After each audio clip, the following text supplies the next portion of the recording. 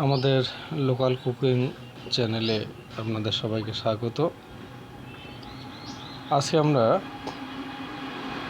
Poultry মুরগির মাংস রান্না করার খুব শর্টকাট একটা বিষয় দেখাবো, কীভাবে খুব তাড়াতাড়ি করে সুস্বাদু পোলট্রি মাংস রান্না করা যায় সেই বিষয়টা দেখাচ্ছি। তো যাই হোক বন্ধুরা, প্রথমে আমরা একটু মশলা করে নেব। আদা, রসুন, মরিচ একটু বেটে নিই।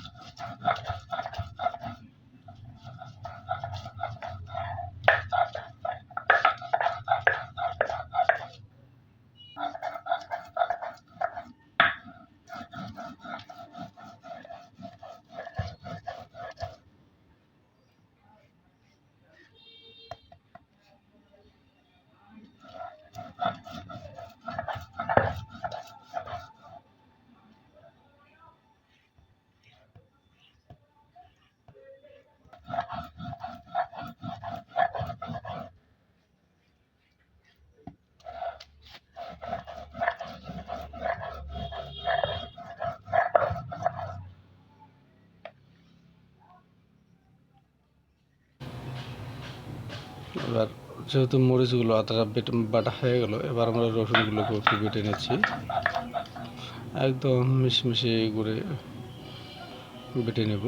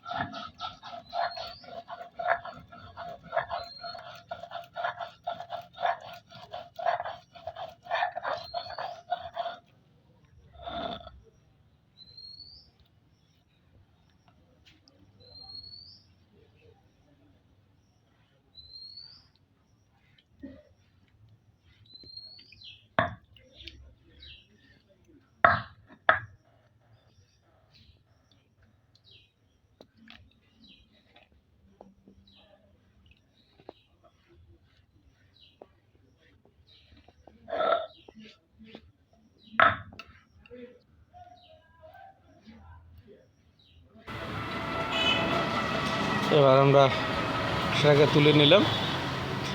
রান্নার জন্য মশলাটা হয়ে গেল আমাদের মোটামুটি, আমরা সেটা তুলে নিলাম।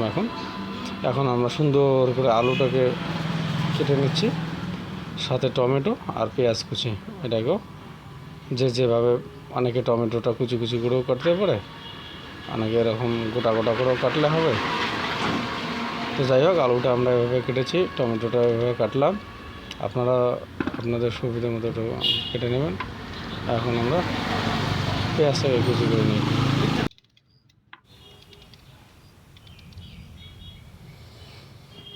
পেঁয়াজটাকে আমরা পাতলা করে একটু ভালো করে কেটে নিচ্ছি।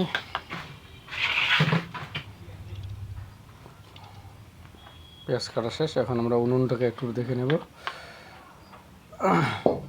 প্রথমে একটু হালকা করে একটু গরম জল করে নিই।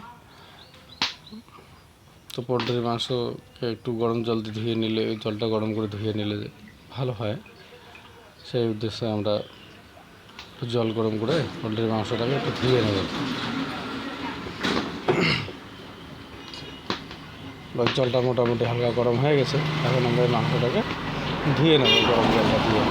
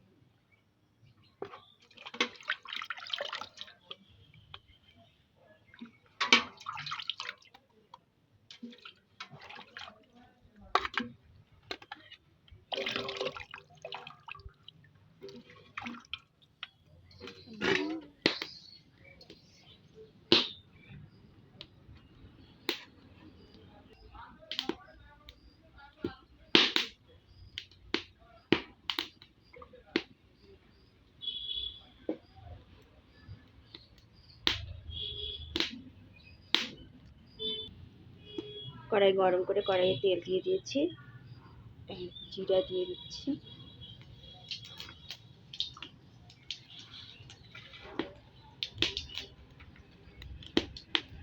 পেঁয়াজ,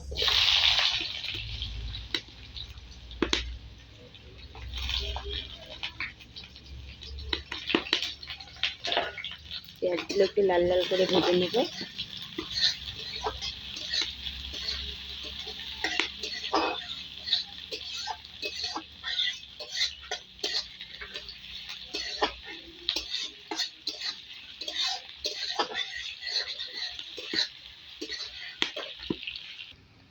এখন দিয়ে দিচ্ছি তেজপাতা, একটি তেজপাতা 2 টুকরো করে দিয়ে দিলাম।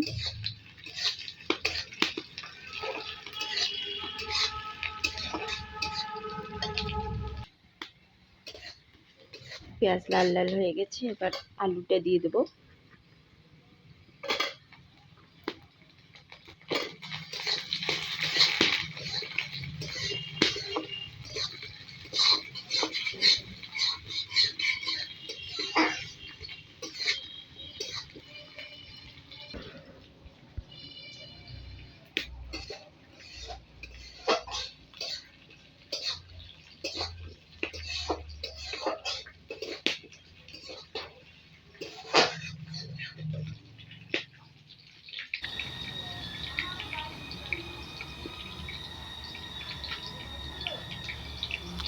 আলুটা মোটামুটি ফ্রাইড ভাজা হয়ে গেছে, এবার আমি হয়ে গেল। দিয়ে দেবো।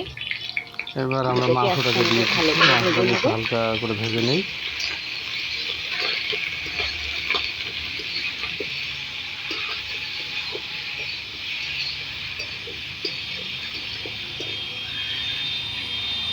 এর মধ্যে একটু লবণ হলুদ দিয়ে দেবো।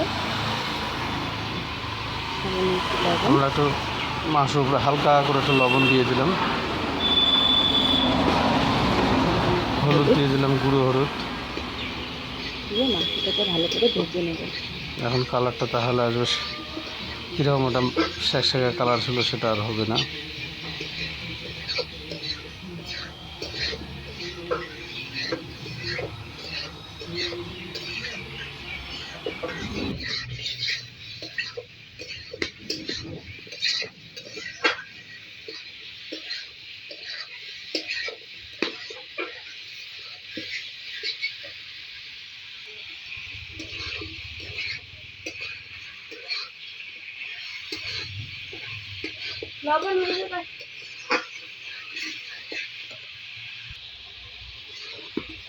মাংসটা ভেজে নিচ্ছি। মাংসটা ভাজতে ভাজতে আমি এদিকে মশলাটা রেডি করে নেব।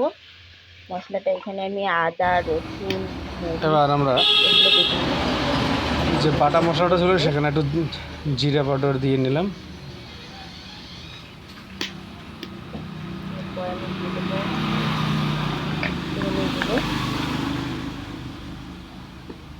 একটু ধনে পাউডার, 1 চামচ পরিমাণ জিরে পাউডার, 1 চামচ পরিমাণ একটু ধনে পাউডার দিলাম, একটু লাল মরিচের গুঁড়ো দিলাম একটু। তারপর মাংসটা মোটামুটি জলটা মাংস শুকিয়ে গেছে, মাংসের জলটা শুকিয়ে গেলে আমরা মশলাটাকে ভালো করে কষানো করে নেব।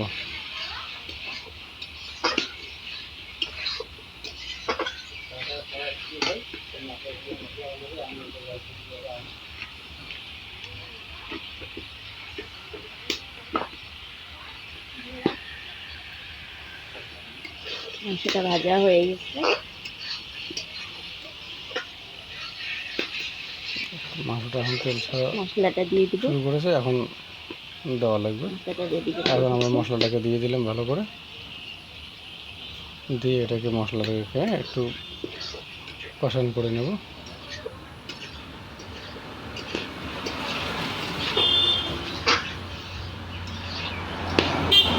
ভালো করে নাড়িয়ে চাড়িয়ে নিচ্ছি।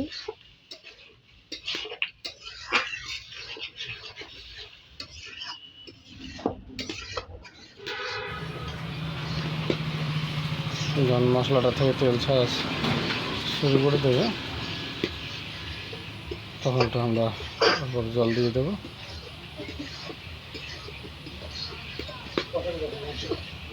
ভালো করে কষানটা যদি করা না যায় তাহলে তো মাংসের টেস্ট আসবে না। একদম সুন্দর করে একটু কষান করে নিচ্ছি। বাহ, মাংসের যা সেন্ট বেরিয়েছে, সুন্দর সেন্ট বেরিয়েছে। আর যেহেতু রাস্তার পাশে বাড়ি, রাস্তার থেকেও খুব ভালো একটা সেন্ট পাওয়া যাচ্ছে। খুব সুন্দর একটা স্মেল বেরিয়েছে।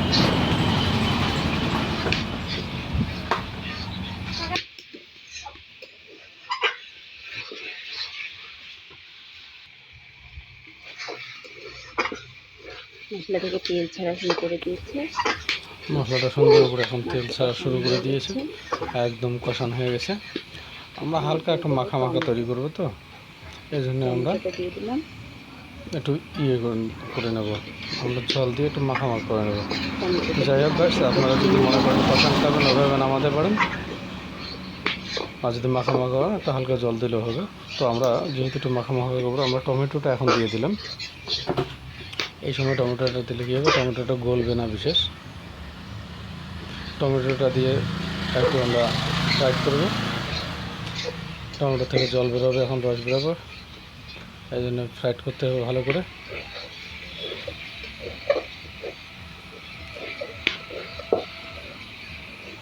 টমেটোটা হয়ে গেছে, দারুণ হয়েছে, স্মেলও দারুণ বেরিয়েছে।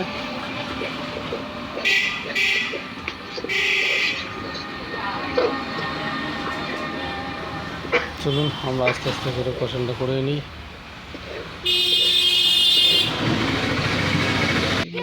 জল দিয়ে দেবো। আর আমরা হালকা করে একটু জল দিয়ে দেবো, যেহেতু আমরা বললাম যে আর আমরা একটু মাখা মাখা তৈরি করবো মাংসটাকে, তো এই জন্য আমরা একটু হালকা জল দিয়ে ঢেকে দেবো।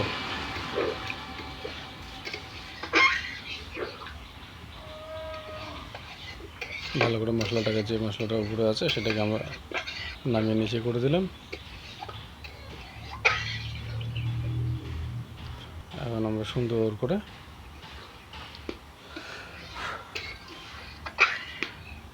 একটু ঢেকে দেবো, আমরা একটু ঢেকে দেবো। যা কয়েক মিনিট ঢাকার পর 2-3 মিনিট বা ঢাকার পর 2-3 মিনিট ঢেকে রাখার পর আমরা একটু তুলে নিলাম, দেখলাম জলটা কীরকম হিট হলো।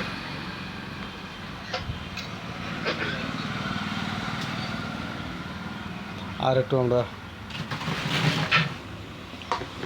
সিদ্ধ করে নেব, আর একটু আমরা ঢেকে দিই।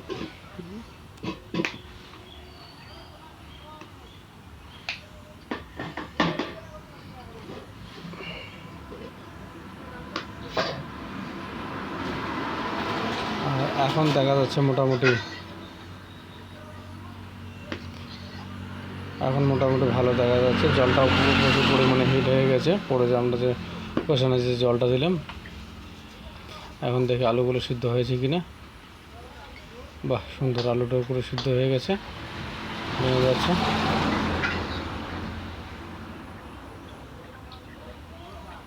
এখন আমরা দেব একটু গরম মশলা, গুঁড়ো গরম মশলা দিয়ে দিচ্ছি আমরা। হালকা পরিমাণে একটা গুঁড়ো গরম মশলা দিয়ে দিলাম। তবে এটাকে একটু মিলিয়ে নেবো ভালো করে।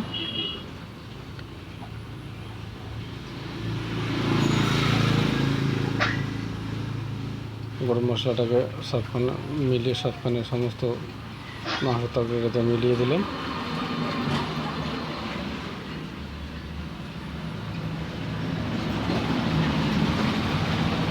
এরপর আমরা উপর থেকে আর একটু গুঁড়ো মিট মশলা একটু দিয়ে দিই।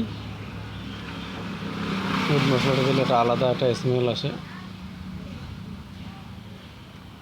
যাই হোক, দিয়ে দিলাম মিট মশলাটা। মিট মশলা দিয়ে একটু ভালো করে নাড়িয়ে চাড়িয়ে দেবো।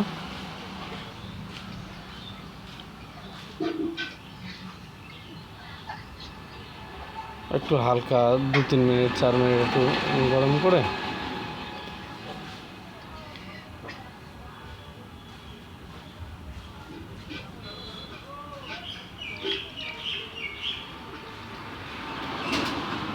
একদম রান্নার শেষ পর্যায়ে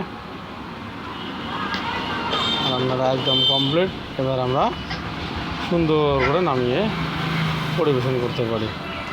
রান্না হয়ে গেছে কমপ্লিট। তো চলুন তাহলে এবার আমরা রান্না কমপ্লিট, নামিয়ে নিই, নামিয়ে টেস্ট করি। ওয়াও, একদম লোভনীয় সেন্টটাই মনে হয় যে খেয়ে নেই।